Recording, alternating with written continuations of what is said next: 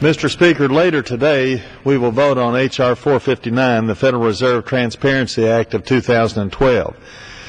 Because this legislation comes to us on the suspension calendar, it will require a two-thirds vote in favor for passage. But I rise today in support of a full audit of the Federal Reserve.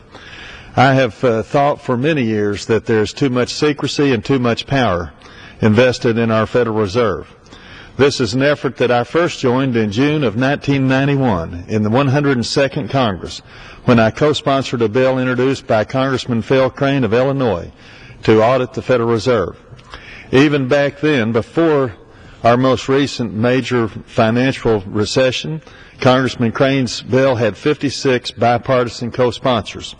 That support has grown over the years, and in the 111th Congress, the last Congress, Congressman Ron Paul's Audit the Fed bill gathered an overwhelming 320 co-sponsors from both parties. Now that support, I believe, is at 270 in this Congress. Thomas Jefferson was one of our founding fathers who was concerned about putting too much power into a central bank, and he wrote in a letter in 1816, quote, that banking establishments are more dangerous than standing armies.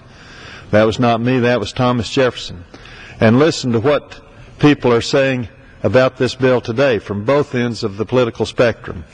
Matt Kibbe, President and CEO of Freedom Works, said, quote, many economists have found that the central bank's loose monetary policy played a major role in the current economic crisis. It is more crucial than ever that the Federal Reserve's monetary policy decisions be examined. Without a comprehensive audit, we will never know how the Fed is manipulating our money behind closed doors. The National Taxpayers Union, one of our most respected organizations, said, quote, American taxpayers deserve to know more about the workings of a government-sanctioned entity whose decisions directly affect their economic livelihood. Arnold Kling, an author and scholar at the Cato Institute, said, quote, if an audit were to uncover serious flaws in decisions made by the Fed, it is difficult to see why we are better off remaining ignorant of such flaws. Journalist and columnist Rick Sanchez said, quote, for an entity that wields so much power, we know relatively little about the Fed. Would you trust an unknown banker to decide what happens with your paycheck every week? Why do we accept this for our country? And Brent Butowski, a very liberal political opinion writer, wrote in support of an audit and said, quote, in my years of experience in politics, media, and business, I have learned that secrecy is usually the enemy of common sense, fairness, and sound policy. Another liberal economist, the famous John Maynard Keynes, said this, there is no subtler, no surer means of overturning the existing basis of society than to debauch the currency.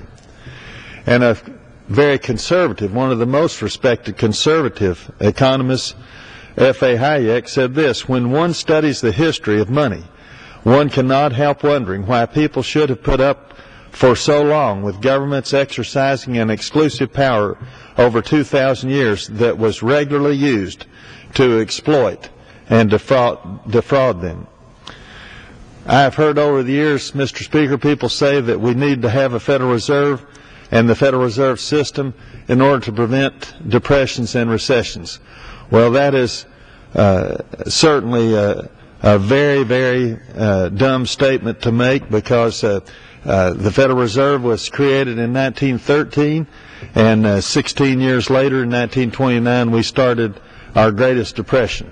I think we have had more recessions and more downturns in the economy since the Federal Reserve was created than we ever had in the entire history of our country before that system was created. I'm not saying that it is a bad system or that it's wrong to have some type of Federal Reserve system, but it certainly is one that deserves more attention from the Congress, and surely it is one that has too much secrecy and too much power in this day, and at least the Congress needs to look into it more than it has since that system and that board was created.